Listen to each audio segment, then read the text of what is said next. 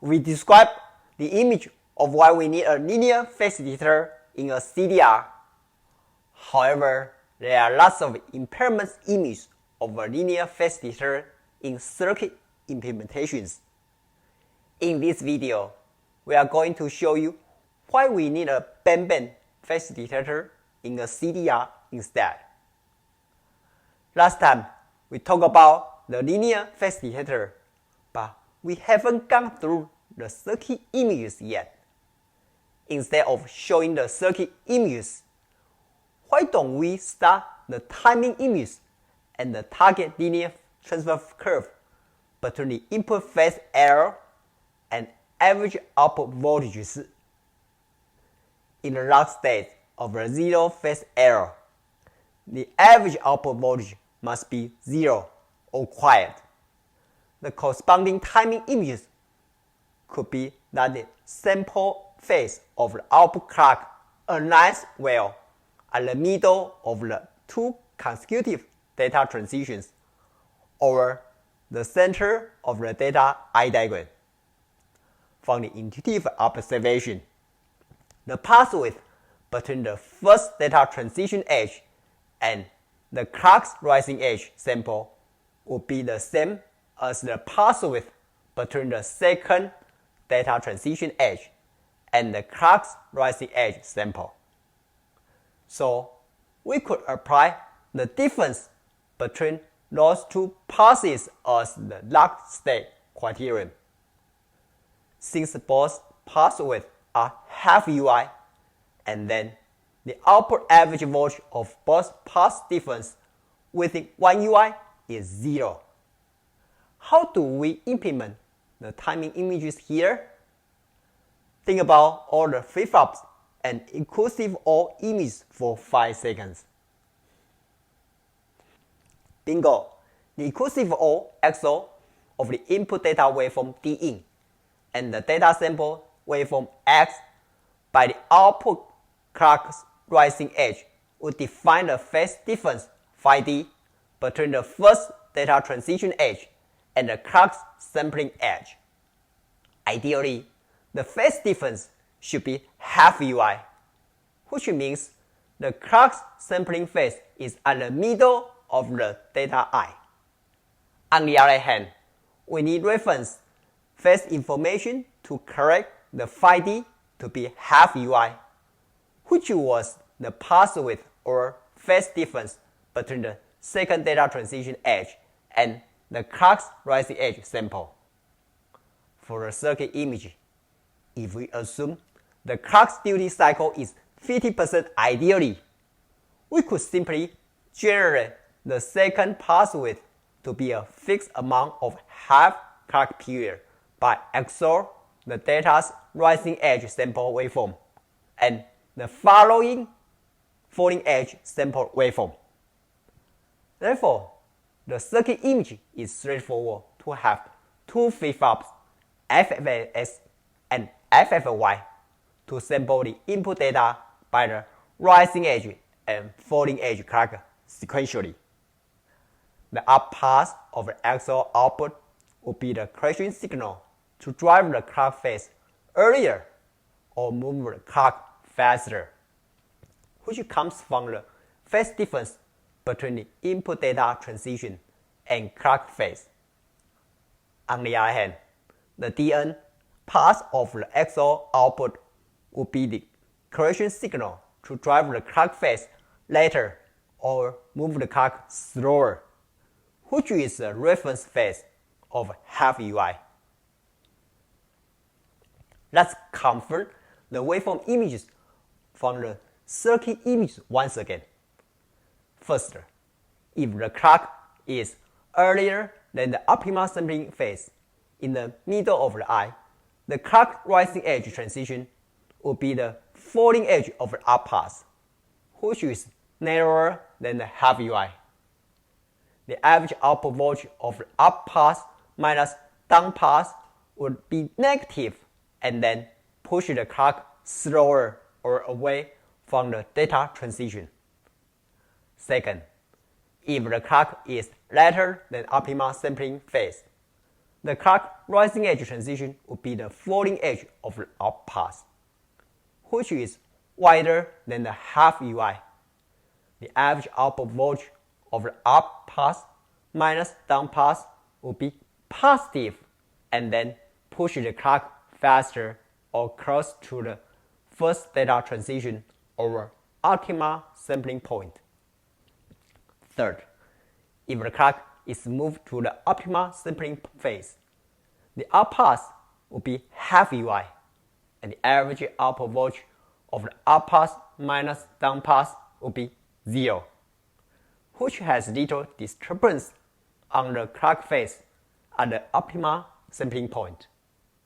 It's quiet in a lock state, but do you see any circuit impairment images?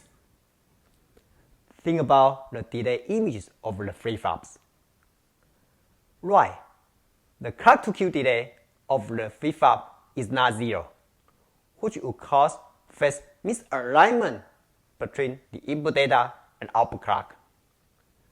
Therefore, the accuracy of the up pass width must insert a delay compensation in the data path, which makes the design more complicated and not quite robust over PVT. What else could be another impairment image of the flip-flop input and output? Think about the signal integrity images of the input data for 5 seconds. Correct. The input data could be small swing after a big channel loss. Therefore, the signal integrity of the input data before the first flip-flop will be poor. Unlike the flip-flop's output, after degeneration, the output X or Y could be full swing. Therefore, the XO's output up could be distorted due to the D-in's poor signal integrity. To fix it, we may need to add a limiting amplifier, LA, to increase the XO's input swing. But the linearity requirement in the phase could change the design. In the old days, we might mitigate those impairment images, but can we push the linear phase detector to a higher data rate? Why not? Think about the pass with images for 5 seconds. Bingo, the reference pass width is half UI, which will be very little at a very high data rate. For a data rate up to 100 gigabit per second, the pass width is only 5 picoseconds, and it's likely a skinny pass will be swallowed. Then the CDR will be an open loop without any correction due to the linear phase detector's dead zone. And the jitter or timing margin would degrade a lot. Therefore, the skinny pass image of the linear phase detector would be the limitation at a very high data rate. If that's the case, what can we do? Correct. If the pass width is a limitation, why don't we just have a fixed pass width for both up and down pass? Unlike the linear phase detector PD, the nonlinear PD output would just send the error signal that corresponds to the sign of instantaneous phase error between the two inputs, which is Alexander or called band phase detector.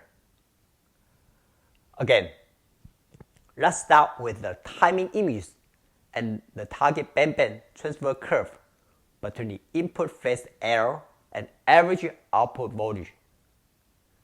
Since we only need to know if the clock is early or late, not the phase amount of early or late, we could make use of the transition sample T as a baseline criterion from the waveform image. Obviously, the transition sample T embeds the clock transition information. Then, we should have one half UI sample lead or lag the transition sample T, which is called A and B data sample. If the clock sample is earlier, then both the data sample A and transition T would have the same sign, but different priority from the data sample B. On the other hand, if the clock phase is later, then both the data sample B and the transition sample T would have the same sign, but different priority from the data sample A. Therefore, an XOR for the A and T may provide the late clock information to push the VCO to run faster, and another XOR for the T and B may provide the early clock information to push the VCO to run slower for the clock phase correction. After checking all the waveform images, could you please come out with the corresponding circuit images for 5 seconds? Bingo! Those flip-flops, FF1, FF2, and FF3 capture every half UI consecutive sample data of the input data D-in. The FF2 must sample the D-in by the falling edge of the clock, but the output transition sample T must be resampled by the rising edge of the clock to align with the data sample A and B. Resample transition data is called TRS. Again, the align plus value of A, TRS, and B will conclude if the clock is early or late. For example, both A and the TRS are the same, but different from the B.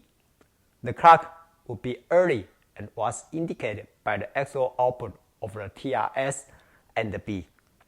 Similarly, both TRS and B are the same, but different from the A. The clock would be late and what was indicated by the XOR output of the A and the TRS. For negative feedback to correct the phase error, we could apply the late minus early to be the output voltage to drive a VCO phase adjustment, such that the up or plus 1 signal would drive the VCO faster if the clock phase is later than the input data and vice versa. After we come up with the circuit image, we can complete the truth table of the band-band PD. In reality, the input data may have consecutive 1 or 0, which was called a long run pattern. In such a long run sample, all the A, TRS, and B must be the same, and both late and early flag were 1s. Then, the late minus early must be 0 and be in a tri-state with no reaction. The last impossible state would be both A and B are different from TRS, which is an invalid state with no reaction as well. At this point, you should have more understanding of both circuit images of the linear PD and band-band PD. Could you figure out why you would need the band-band PD instead of a linear PD? Think about the images of the sample delay and signal integrity for 5 seconds. Bingo! All the XOR inputs on the band-band PD comes from the flip-flop's output. Therefore, the signal integrity is good after the flip-flop and there's no delay mismatch. Or the clock-to-Q delay of the resample flops and the phase detection flops match well. So, unlike the linear PD, both the delay, configuration, and dedamping amplifiers are not needed. In addition, the minimal path width is 1 UI and fixed. Therefore, the band-band PD's speed operation may be much higher than the linear PD without any dead zone concern. Even though the hunting jitter exists in the band-band PD, the closed loop operation over PVT and speed may lead to a smaller jitter and bigger timing margin than the linear PD if designed properly. Here are the summarized images of why we need a band-band phase detector in a CDR, although the linear PD is required in the last state. First, the phase misalignment between the input data and output clock due to the first clock to Q delay would degrade the accuracy of the PD's output path width over the PVT. Second, the poor signal integrity of the input data may not generate the PD output logic level properly. Third, as the data rate went higher, the linear PD's input or output skinny path would be swallowed. Then, the CDR would be an open loop with a dead zone, and the jitter or timing margin would degrade a lot and result in a high bit array. So, we must need a simple PD. Since the Alexander or called band phase detector only produce an error signal that corresponds to the sign of the instantaneous phase error between the input data and output clock. The minimal path width is 1 UI and fixed, such that the band PD's speed operation may be much higher than the linear PD with no dead zone. Even though the hunting jitter exists in the band PD, the closed-loop operation over PVT and speed may lead to a smaller jitter and bigger timing margin than the linear PD if designed properly. In addition, all the exhaust input at the band PDs comes from the flip-flops outputs. Therefore, the signal integrity is good, and there is no delay mismatch. The band PD does not need both the delay calibration and limiting amplifiers, and then simplifies the design challenge to make the CDR much more robust over the PVT in high-speed SerDes. Thanks for watching. Before you go, if you are benefiting from those circuit images, I would love to hear your feedback, and please share your comments down below. Lastly, please share the video link with the people who may be benefiting from it.